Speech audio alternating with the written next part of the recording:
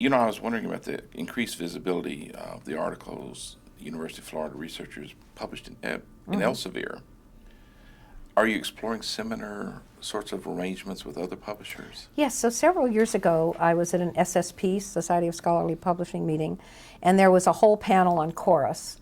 And they had somebody from OSTP and somebody from SHARE, the AAU, APLU, ARL project, and Howard Ratner from chorus, and I think somebody else on the panel. And I went up to Howard afterwards because he had this really interesting slide up with the word compliance in red, circled in the middle. And he had figures representing, I think I can do it right, funding agencies, publishers, the public, librarians, and researchers. And I went up to him afterwards and I said, Howard, the person on my campus who is losing sleep over that word compliance is not on your slide. It's the vice president of research. He's the one who is worrying, and he and I had been having these conversations about as compliance becomes mandatory, the risks of having non-compliant authors become substantial.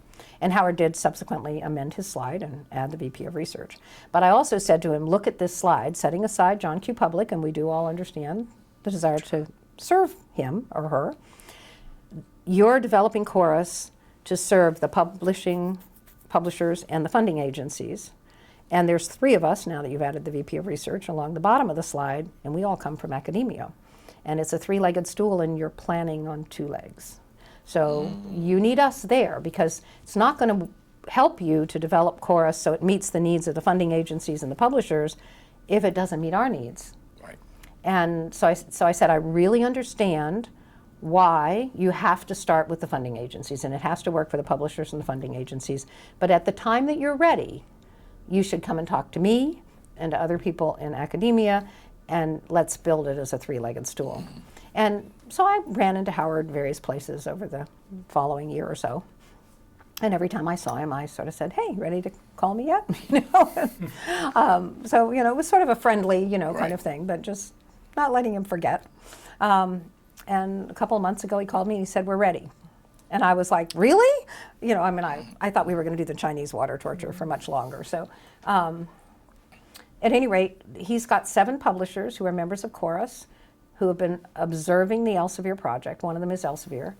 Elsevier Wiley, I don't want to name them and get them wrong, American Chemical Society, American Institute of Physics, Rockefeller University Press. I'm not remembering them all.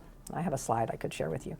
But anyway, that had been listening to Elsevier make presentations at the Chorus board meetings for several years or several periods of time about our project, and they were like, oh, we could do this. So we're doing starting a project. They're going to do something a little different. They're developing a dashboard. They're going to gather information about publications by UF authors. They're going to look at the metadata and see, okay, this one was funded by the Department of Energy. I can see the grant information in the metadata. Then they're going to take that metadata and they're going to match it to the DOE repository. And then when they report it to us through the dashboard, it'll say, Dr. Smith published this article, it was funded by DOE, and the article is in the repository. Dr. Jones published this article with NSF, and it's not yet in the repository. And I'm going to be able to feed that information over to the Office of Compliance, and they're going to be able to know that the articles have been published and match them to the funding agency and to the grant. And they're going to know which ones are already compliant that they don't have to worry about, and they're going to know who they have to chase to get compliance. And when we get the report the next month, maybe by then Dr. Smith has complied. Right. But they're ecstatic about the idea that this will really help them. And they've already said at some of the academic deans meetings that the deans and the department chairs are responsible for the compliance of the people in their departments. This will funnel to them. Dean X, the person in this department hasn't yet complied, but it's not, here's everybody who published, go figure out if they complied. So I think that's going to be very useful. I really feel like we're doing an enormous service. It's going to get complicated because sometimes the funding's from more than one source. Right. And they have different requirements about where things go and when and how. But I'm very encouraged by the openness, and they believe that before this finishes that more of the Chorus publishers will join it. So, my greatest wish would be that I could get 80, 85, 90% of the UF articles identified from one source, and then all we have to chase is the remaining 10% who may be in less, more unusual publications or more remote things to identify. So. I think you've partially answered my next question, and it strikes me that this arrangement you developed could serve as a model for other libraries Absolutely. and other publishers. And that is our hope. And I'm wondering, it sounds like this chorus arrangement is starting to go in that direction. Right. Is there any other evidence? Have you Yes. had So inquiries? Go ahead. I've been working with them to have conversations with other institutions to recruit them to participate. And I've been talking with the deans. I've also put some of my implementation staff on the phone with them, so they are talking peer to peer at the level of the people in their organizations who would actually have to do the work, not just talk about it. And we have a couple of other institutions, one of whom just signed their paperwork, but I don't think they made the public announcement yet, and a couple of others who are in the pipeline. We really felt, I felt, that I can't be a voice for every academic institution. I can certainly represent the University of Florida, and I can try to be, to generalize from that about what other people may need, but having a couple of institutions of different sizes, some private, some public, some larger, some smaller, is going to be really important to understanding that this third leg of the stool will actually stand on level ground and serve multiple users. So we are hoping that we'll pick up at least 3 to 5 in this pilot, and then that it would expand outward from there. I think we've all been looking since the OSTP policy passed at what new unfunded mandate was that policy putting on the publishers, on the funding agencies, and on us. And looking at what were we going to have to do at our own institutions to manage compliance. And so this seems like a really good partnership to get a leg up on at least part of that effort, of at least having information that will be helpful to the Office of Research. So I noticed in your presentation you focused on another major interest of yours, which is collaborative collection development. You discussed a number of major initiatives in this area. Can you talk about them, or yeah, I don't know. which ones were really effective? Wow, so probably the one of the ones that's longest standing is the Digital Library of the Caribbean, DLOC as we call it. That had already started. I came in '07. It was already a couple of years old, and it's 11 years old now. It has now grown, so it's 43 partners, mostly libraries, archives, and other kinds of collections in Caribbean countries, some in the US, a couple in Europe, primarily from the colonial powers who have good archives about their former colonial territories. It's a really interesting collaboration because each institution has its own presence on the platform that they can host through their own website, so that you are just looking at the things that have been contributed by that library, that archive. So we've helped them build out their own presence, but they're also cross-searchable. It's very challenging because everybody's deciding what's important to them to contribute. They have their own metadata schema, their own everything. And we have, see if I can do this, we have English, Spanish, French, Dutch, Creole, Haitian Creole, Papiamentu, and Hebrew language materials that have been submitted. Wow. There may be missing, but those are the major ones. So it's multilingual.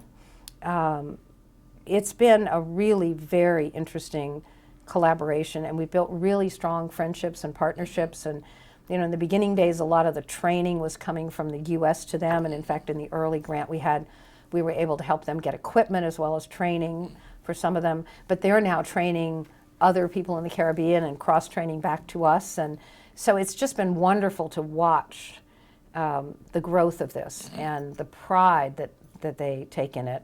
One of the Haitian groups has developed now an award-winning part of the platform that's called Haiti and Island Luminous.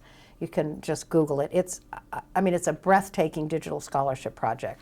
So this isn't just a bowl of content.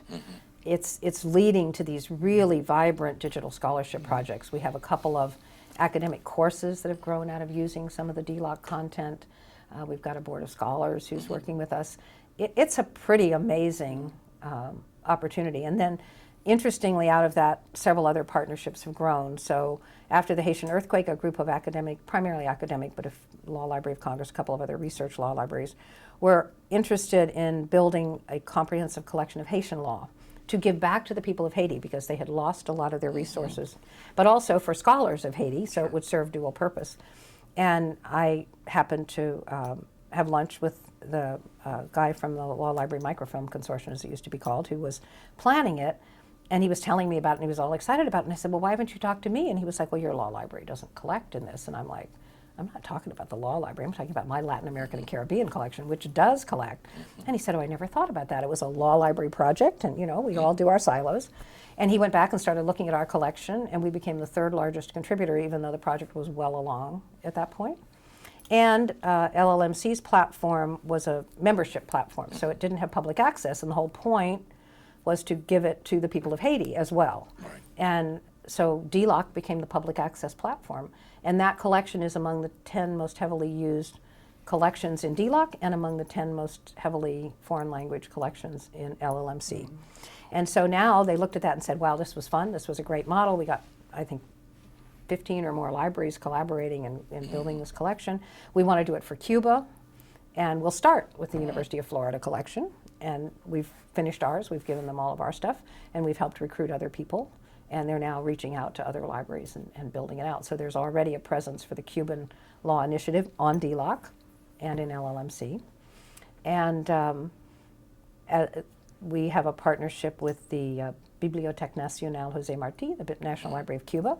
They joined DLOC about 3 years ago and started putting their content into DLOC, much the way these other libraries and archives have done. They've had visits back and forth with us and recently signed an agreement that we're going to work with them to try to digitize as comprehensive as possible a set of Cuban heritage content from 1900 back.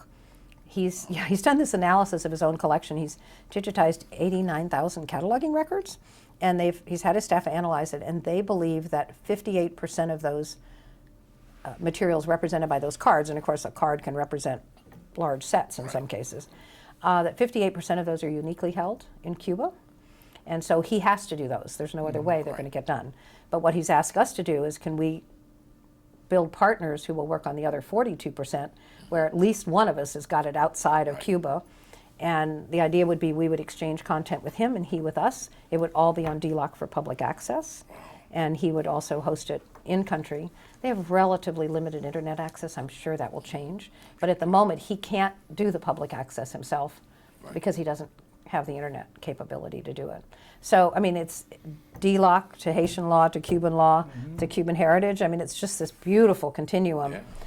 And part of it is, you know, you build a relationship with somebody working on one project, and then they trust you, and they, you know, and they're comfortable with taking a risk to do another one, and, you know, it just builds. It's a really, and my staff has just been amazing about this. I mean, they love DLOC, they love these projects. They're so engaged with their counterparts in these other countries. It's been a fabulous project. And I'd love to see that as a model. I really, it just seems like you should be able to pick that up geographically and do it in other places, although of course, as difficult as it is to move around the Caribbean in as many different languages and things as we have, it's still contiguous. I mean, it's still a fairly small area if you think of trying to do this in Africa, for instance, Right. But still the model is a really interesting. Potential is there. Potential is there. Yeah. It's a really interesting model. I would wonder about the financial resources of smaller libraries, enabling them to participate in these kind of sophisticated projects. Right. Have you found that to be a stumbling So block? that's also been a very interesting part of this project. So we initially had a TICFIA grant from the Department of Ed, and we had a 4-year grant, and that allowed us to do some of the initial training and recruit some of the initial members, and do some travel and bring them up for training and those kinds of things. And then we got a renewal, and which was to be a second 4-year grant. And 2 years into it, in the recession, they canceled the second 2 years. So we had already begun planning for the idea that at the end of the second grant, we would have to be self-sustaining and looking at how was that going to work. But then we had to abruptly become self-sustaining. And what ultimately worked out was setting a sort of a stratified or tiered due structure, where those of us who could contributed more. But that had to be done with great deference and care, not to try to create a we-they situation, not to create any implication that these partners were less valuable, but rather to acknowledge that the value of the content they were bringing and the expertise they were bringing was sufficient, that we were willing and able to deal with some of the financial. And so it's worked out really well. It's the membership has grown in this time, even with the self-funding. So I think we've made that transition successfully. We had a number by then, because we were already 6 years into it and had a lot of goodwill and positive experience. We were able to have leadership from the Caribbean libraries and archives, so that it didn't seem like it was something that the U.S. was doing to or for them, but rather that we were doing it together. It was a partnership. It was a partnership already. So would it have been nice not to have it end so abruptly? Oh yeah. But we really, and in some ways the pressure and everybody looking at it and saying, oh, we don't want to lose this, really rallied everybody to looking at how would we do this. So I think we've really made a successful transition.